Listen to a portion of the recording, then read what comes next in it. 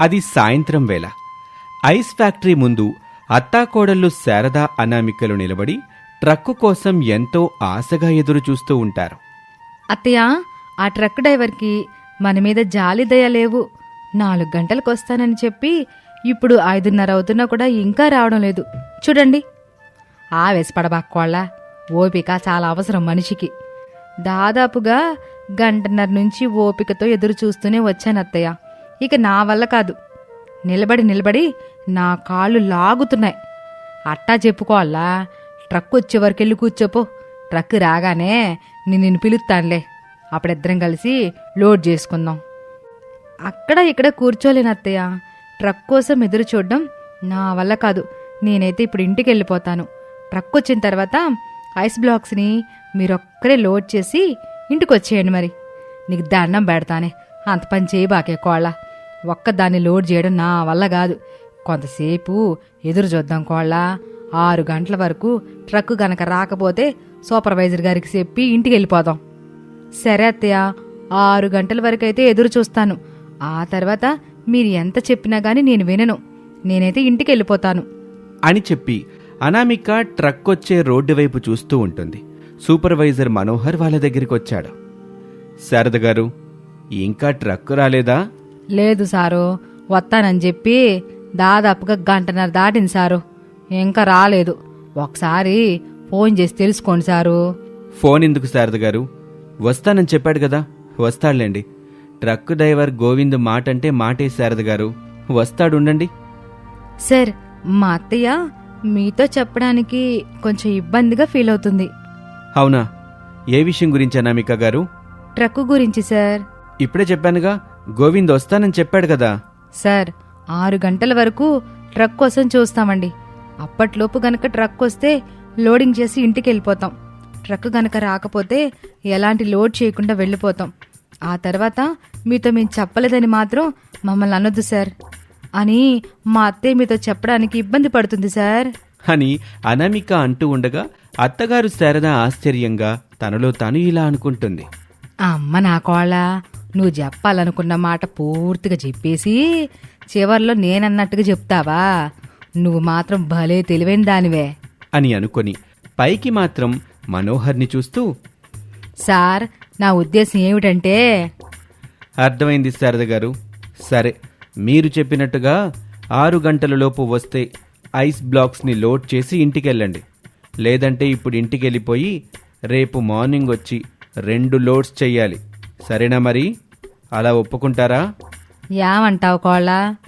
వద్దులే అత్తయ్య, ఏ రోజు పని ఆ రోజు పూర్తి చేసుకుని వెళ్ళిపోదాం. అందుకే గోవింద్ ట్రక్కు తీసుకొచ్చే వరకు ఉండండి. ఆ ట్రక్కును లోడ్ చేసి వెళ్ళండి. కావాలంటే సార్తో మాట్లాడి కొంచెం ఎక్కువ డబ్బులు ఇప్పిస్తాను అని చెప్పి మనోహర్ అక్కడి నుంచి వెళ్ళిపోతాడు. అత్తాకోడళ్ళు సంతోషపడుతూ ఒకరిని ఒకరు చూసుకుంటారు. అత్తయ్య, సూపర్వైజర్ నుంచి మనకి కావలసిన సమాధానం వచ్చేసింది కదా. వెంటనే గోవింద్కి ఫోన్ చేసి 6 గంటలకి రమ్మని చెప్పండి. అలాగే కోళ్ళ అని శారద చెప్తూ ఉండగా ట్రక్కు తీసుకుని గోవింద్ వచ్చాడు. అది చూసి అత్తాకోడళ్ళు నిరాశగా ముఖాలు పెట్టారు. ట్రక్కు దిగిన గోవిందు సంతోషపడుతూ, శారదత్తయ్య, నేనొచ్చేశాను అని అంటాడు.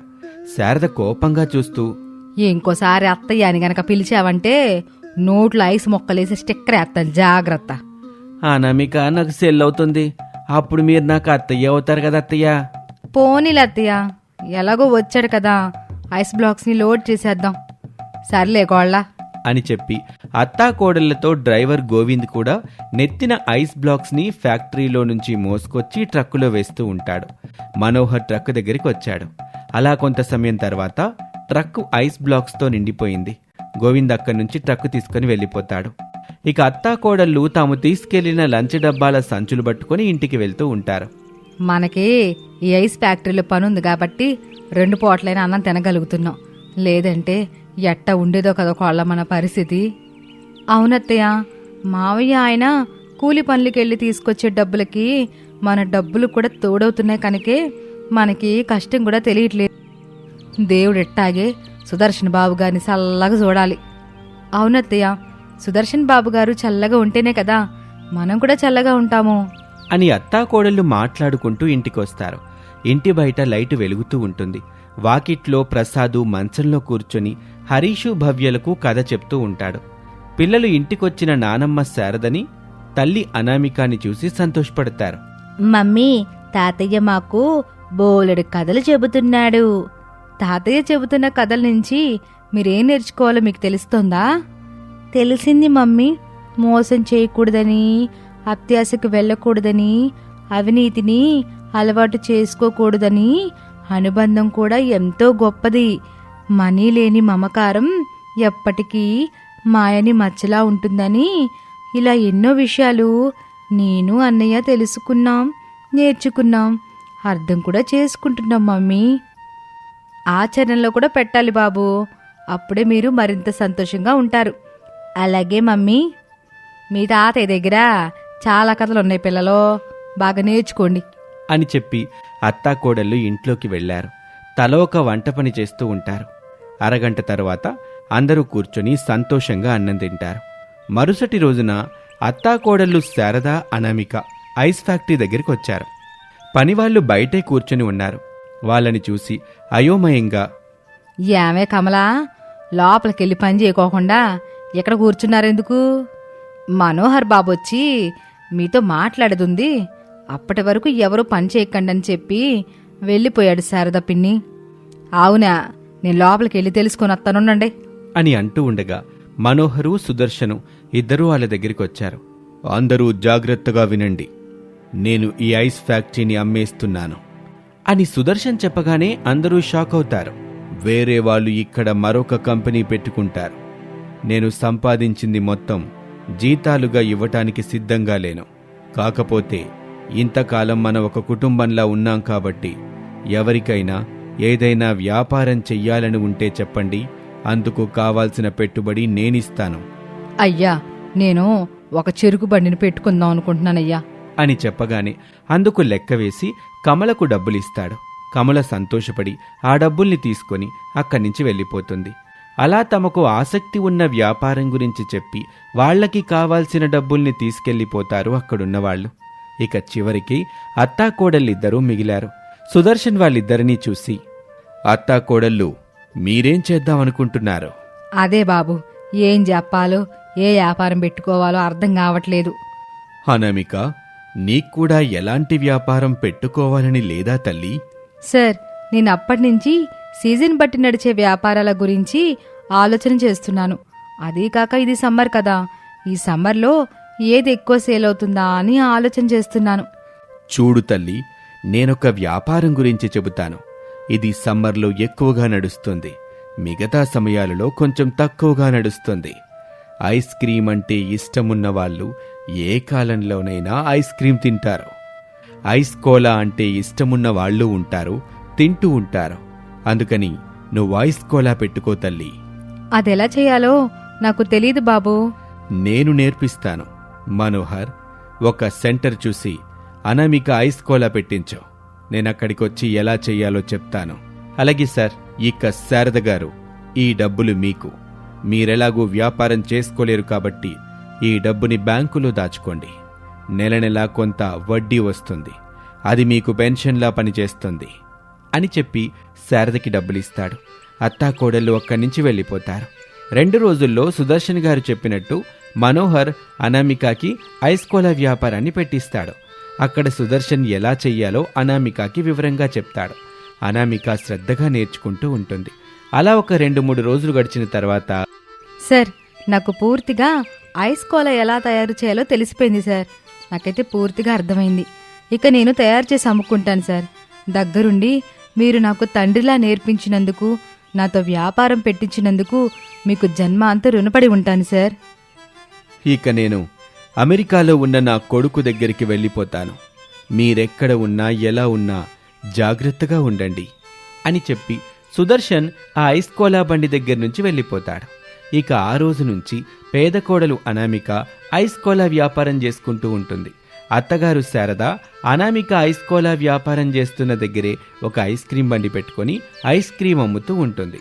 అలా అత్తాకోడళ్ళు తమకు తోచిన విధంగా వ్యాపారాలు చేసుకుంటూ తమ కుటుంబాలను పోషించుకుంటూ ఉంటారు. అది తీవ్రమైన ఎండాకాలం. ఉదయం సమయం 10 గంటలు. చెక్క కుర్చీలో కూర్చొని మజ్జిగ తాగుతూ ఉంటుంది శారద.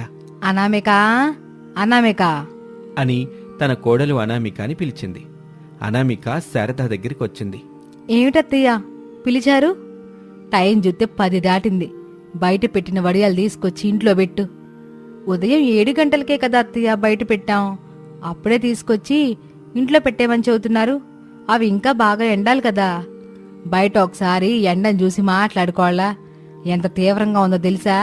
ఈ ఎండకి ఆ వడియాలు కూడా అల్లాడిపోతా ఉంటాయి. ఎల్లు, ఆ వడియాలు తీసుకొచ్చి తినడానికి ఏమైనా పెట్టు. అలాగే అత్తయ్య. ఆగవే, అలాగే బయటికి వెళ్ళబాక, గొడుగు తీసుకుని వెళ్ళు. అత్తయ్య, ఇంటి బయటకు కూడా గొడుగు అవసరం అంటారా? ఈ కోడళ్ళున్నారే, అత్తలను అస్సలు అర్థం చేసుకోరు. అత్తల మాటే వినరు. వాళ్ళకిష్ట వచ్చినట్టు నడుస్తూ ఉంటారు. మీరేమీ కంగారు పడకండి అత్తయ్య, నాకేమీ కాదు. ఇలా వెళ్ళి అలా వడియాలు తీసుకుని వచ్చేస్తాను అని చెప్పి అనామిక ఇంటి బయట మంచంలో పెట్టిన ఒడియాల దగ్గరికొచ్చింది. అంతే, ఎండ బాగా కాస్తుండడంతో అనామిక ఎండవేడిని తట్టుకోలేకపోతుంది. ఎంత వేగంగా అయితే బయటికి వెళ్ళిందో ఒడియాల కోసం, అంతే వేగంగా మళ్లీ ఇంట్లోకొచ్చింది. అది శారద చూసింది. చిన్నగా నవ్వుకొని కోడలతో ఇలా అంటుంది. కోళ్ళ ఎట్టాగుంది ఎండ దెబ్బ? వామ్మో అత్తయ్య, మరీ 10 గంటలకి ఇంత దారుణంగా ఉంటే ఎలా చెప్పండి? ఇక 1 గంటకి 3 గంటలకి ఇంకెలా ఉంటుందో బాబోయ్, ఊహించడమే కష్టంగా ఉంది. పైనుండి వచ్చే ఎండకి తల బాడీ పగిలిపోతుంటే ఏడెక్కిన భూతల్లి తన మీద అడుగుపెట్టిన వాళ్ళ కాళ్ళుని ఘోరంగా కాల్చేస్తుందే. అవునత్తయ్య, ఎట్టి పరిస్థితుల్లోనూ పిల్లల్ని బయటికి వెళ్ళి బాక ఇంట్లోనే ఉంచు. ఒక వానగాని గట్టిగా పడితే అప్పుడు వాతావరణం చల్లబడుద్ది. అప్పుడు ఇంక అసలు ఎండే ఉండదు, వేడి కూడా తగలదు. ఎండాకాలంలో ఎక్కడైనా వర్షం పడుతుందా అత్తయ్య? మరీ విడ్డూరం కాకపోతే. ఇందులో విడ్డూరం ఎక్కడుందే కోళ్ళ. ప్రతి ఎండాకాలంలో ఎప్పుడో ఒకప్పుడు ఈదురుగాలుల వర్షం వచ్చి పడుతుంది. ఆ వర్షానికి భూతల్లి సంతోషపడుతూ శాంతించి అందరినీ ఒక్కట చేస్తుందే. మీరన్నట్టు ఎండాకాలంలో పడితే చూడాలని నాకు ఉందత్తయ్య.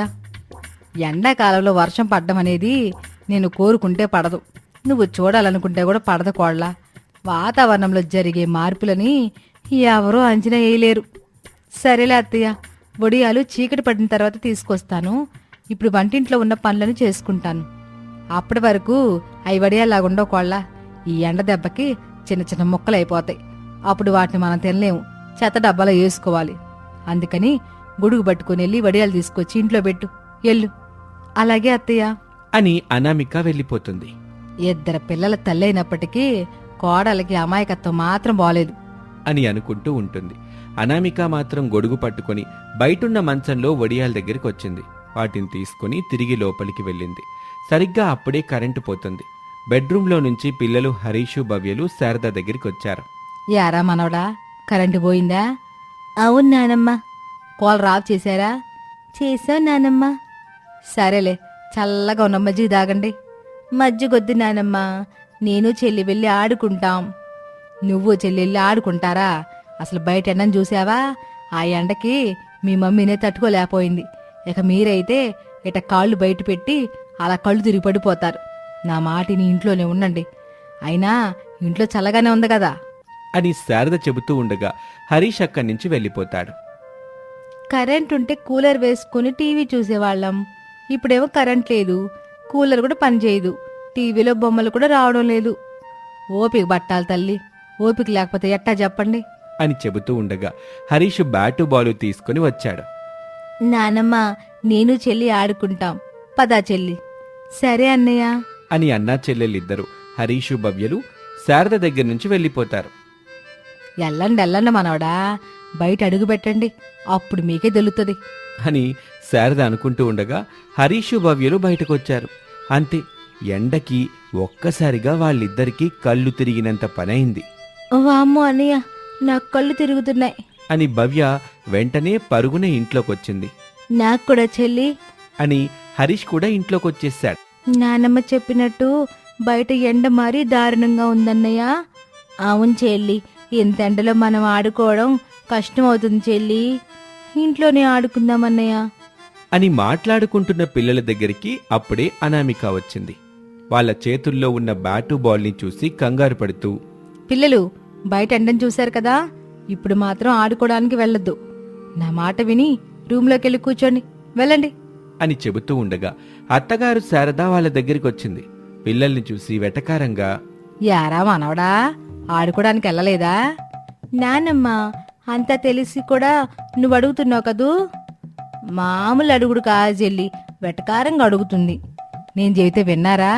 బయట ఎండ తీవ్రంగా ఉందిరా, ఇప్పుడు వెళ్ళి ఆడుకోవద్దని చెప్పా. వినకుండా వెళ్ళారు. ఎండ కాల్చిన తర్వాత గాని బుద్ధి వచ్చింది మీకు. తిరిగి ఇంట్లోకి వచ్చారు.